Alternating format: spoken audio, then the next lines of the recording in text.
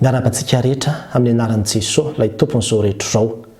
Efa henonao tany am-piangonanareo ve ity hafatra ity? Izy indray ry havana no lohatenin'ity vidéo manaraka ity. Manasanao mba soraty eo amin'ny commentaire eo ambany eo hoe eny raha efa renao tany am-piangonanareo zao hafatra izao. Ataovy hoe tsy raha mbola tsy renao tany am-piangonanareo izao hafatra izao fa manampy be dia be anay mpanompon'Andriamanitra mihitsy ny fahotana izay valiteny izay ho soratanao izay. Ilay zavatra izay ho resahako dia zavatra tena hoe zava-dehibe mihitsy eo amin'ny fiainana maha-kristianina, ka eo mihitsy nilazanao hoe efa henonao sa mbola tsy henonao izao hafatra izao. Ilay fanontaniana zany dia hoe inona no antony nanomezan'Andriamanitra ny Jesosy Kristy Zanany teto ambonin'ny tany? Inona no antony nandefasany azy? Dia ny valiny mety samy anana amin'ny valiny daholo ny olona rehetrarehetra, fa ity valiny izay omeko ity dia valiny izay ny soratra masina mihitsy no nanambara azy, ary heveko fa tokony ho fantatry ny kristianina rehetrarehetra. Ka tena sarotra ihany ny eritreritra hoe raha niangona nandritra ny 20 taona fa mbola tsy henonao mihitsy ny zao valiteny izao. Dia ny valiny zany dia ao anatin'ny soratra masina any amin'ny Luka toko voalohany tsika no mahita azy dia raha mijerintsika any Luka toko voalohany io dia miresaka io ny nahaterahany Jaona Mpanao Batisa. Ary ny dadan'ny Jaona Mpanao Batisa ilay ambara hoe Zakaria rehefa teraka Jaona dia nisokatra ny vavany. Moana izy tsy nandritra nahabevokany io zaza io no le tsy finoany zany, fa rehefa menanarina le zaza dia nisokatra niaraka tamin'izay ny vavany dia ambara fa feno ny fanahy masina izy dia naminany. Ambara fa feno ny fanahy masina izy dia naminany zany hoe ny fehezanteny izay ho vakiako amintsika eto zany dia fehezanteny izay tena ny fanahy masina mihitsy ny nampiteny azy anyoranga io, ka misy révélation be ao anatin'ilay fehezanteny, misy fanambarana goavana be mihitsy zava-miafina ao ambadik'ilay fehezanteny. Manambara zany io eo amin'ny 7:70 vakiako amintsika ilay izy manao hoe ary feno ny fanahy masina Zakaria rainy ka naminany hoe isaorana ny Tompo Andriamanitry ny Israely fa nitsinjo ny olona izy ka nanao fanavotana ho azy ary nanangana tandro-pamonjena ho antsika ao amin'ny taranaka Davida mpanompiny izy arak'izay nampilazainy ny mpaminany masina hatramin'ny fahagola dia famonjena antsika amin'ny fahavalontsika sy amin'ny tanan'izay rehetra mankahala antsika. Anefa ny famondrampony amin'ny razantsika izy sady nahatsiaro ny fanekeny masina dia ny fianianana izay niainana tamin'ny Abrahama razantsika hanao izay ahazahoantsika manompo azy tsy amitahotra satria afaka amin'ny fahavalontsika isika amin'ny fahamasinana sy ny fahamarinana eo anatrehany amin'ny andro rehetra iainantsika.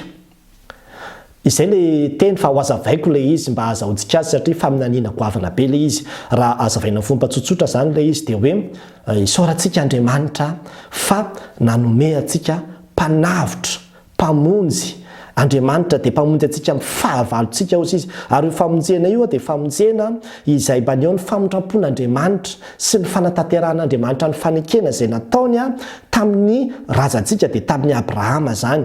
Ka ny tanjona eo amin'ny 4:70 zany ny antony nanomezan'Andriamanitra lay famonjena zany, ny antony nandefasan'Andriamanitra anio mpamonjy io zany dia eo amin'ny 4:70 hoe mba hanao izay ahazahoantsika manompo azy tsy amitahotra satria afaka amin'ny fahavalontsika isika.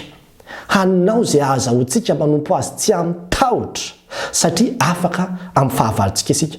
Tena zavatra goavana be zany.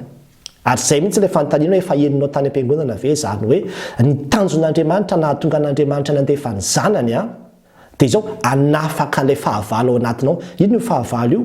Ny ota io. Ny fahavalo io dia ny ota zany nahatonga amin'izao anaisotra ilay ota.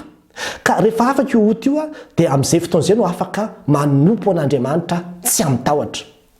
Rehefa afaka io ota io dia ambarany hoe amin'ny fahamasinana sy fahamarinana, zany hoe lasa tonga masina ianao dia tonga marina ianao dia manompo an'Andriamanitra tsy amitahotra. Zay zany le tanjon'Andriamanitra ny nandefasana ny Zanany dia mba hahatonga ny olona anantona azy, anompo azy tsy amitahotra.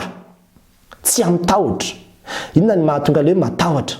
Ny olombelona manko dia matahotra foana tsika anantona an'Andriamanitra. Ohatrany hoe misy elanelana be zany amin'Andriamanitra satria itsika mandinika foana hoe za mpanota, misy fanamelohan-tena ao anatintsika ao, misy le eritreritra manenjika foana ny amin'ny zavatra izay vitantsika, ka na manantona an'Andriamanitra lasa misy fisalasalantsika ohatrany hoe tsy mendrika mihitsy anantona an'Andriamanitra. Ka rehefa anantona an'Andriamanitra dia miaya noho ny amin'le fahotana izay vitantsika zany dia izay mihitsy natokan'Andriamanitra nanaisotra le fahotana mba hahatonga antsika anana fahasahiana manantona sy miseho eo anatrehan'Andriamanitra. Raha mijery ny testamenta taloha dia zany manantona an'Andriamanitra zany tsy ny olona rehetra akory ny afaka hoe ndeha tonga dia hanantona an'Andriamanitra, fa nisy taberna kely natsangana tamin'izany fotoana zany. Dia io taberna kely io misy efitra, dia misy efitra mizara roa, dia le hoe efitra masina sy efitra masina indrindra. Dia ilay efitra masina indrindra, ny efitra masina zany ny mpisorona nafaka mitsofoka ao, ary ny efitra masina indrindra izay tena misy an'Andriamanitra dia ny mpisorona be ihany no mahazo mitsofoka ao indray mandeha isan-taona. Dia ao zany vao tena hoe tafahoana amin'Andriamanitra. Ny olona tsotra dia eny amin'ny kianjan'ny tempoly angamba no afaka miditra, fa tsy afaka miditra ao anatin'io tempoly, ao anatin'io taberna kely io mihitsy.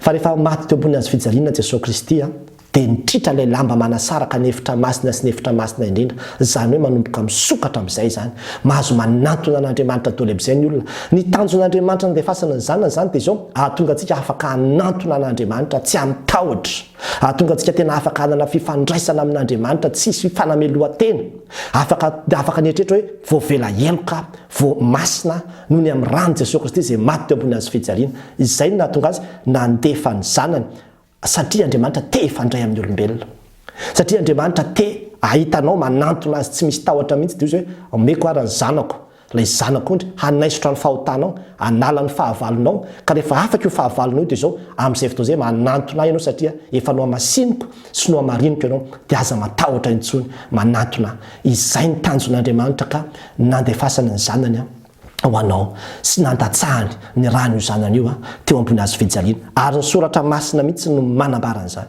ny soratra masina mihitsy ravana no manambara an'izany. Ka amin'ity an'io dia te hitarika antsika ninona fahotana vitantsika tany amin'ny lasa tany dia izao manan-kery ny rano Jesosy Kristy hanadio sy hanafaka anao, ka hahatonga anao hanana fahamasinana sy fahamarinana amin'io dia an'io ihany, dia afaka hanantona an'Andriamanitra ianao.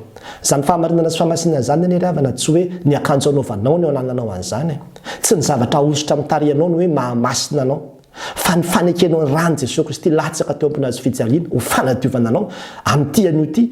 Dia rehefa manaiky an'izay ianao dia mino dia masina ianao, marina ianao, dia amin'izay fotoana afaka manantona an'Andriamanitra ianao tsy ampisalasalana, ary afaka manana antoka fa ho any an-danitra, satria hoe manana ny rano Jesosy Kristy izay manadio sy manafaka. Isan'andro isan'andro dia vaovao ny famindram-pon'Andriamanitra, raiso izany famindram-pon'Andriamanitra zany. Fa ny dikan'iny teny iny dia hoe vao maraina mbola tsy nibebaka akory ianao dia efa pre eo ambony latabatra sady ny famindram-pon'Andriamanitra ho anao, avoziny isan'andro izy ka raiso. Andriamanitra te hifandray aminao, aza misalasala manantona azy, fa tonga dia manatona azy, satria zany ny antony nandefasana ny zanany mba hahatonga anao afaka hifandray tsara aminy, aza matahotra mihitsy fa rainao izy zany natonga ny Hebreo teny hoe manatona amin'ny fahasahiana ozy izy eo amin'ny seza fiandrianan'Andriamanitra, satria efa nisy mpisorona be ny alohantsika, efa maty teo ambony hazo fijaliana Jesosy Kristy. Zay no natongavany hanaisotra ny fahotantsika dia izao mba hanatona an'Andriamanitra amin'izay, aza misalasala manantona azy, fa manatona amin'ny finoana hoe manatona anao Andriamanitra amin'ny fahasahiana, tsy noho ny ezaka vitako sy ny fahamasinako, fa noho ny amin'ny Jesosy Kristy zanako izay maty teo ambony hazo fijaliana. Ary zany raha teo ny sitrakao ny fandraisako aminao, ka dia tsy matahotra intsony manatona anao. Manoto isan'andro isan'andro sika fa voavela heloka isan'andro isan'andro, matoky ny famonjenao amin'ny Jesosy Kristy. Efa renao tany amin'ny fiangonanareo ve izany hafatra izany. Ho an'Andriamanitra iray ihany ny voninahitra. Amen.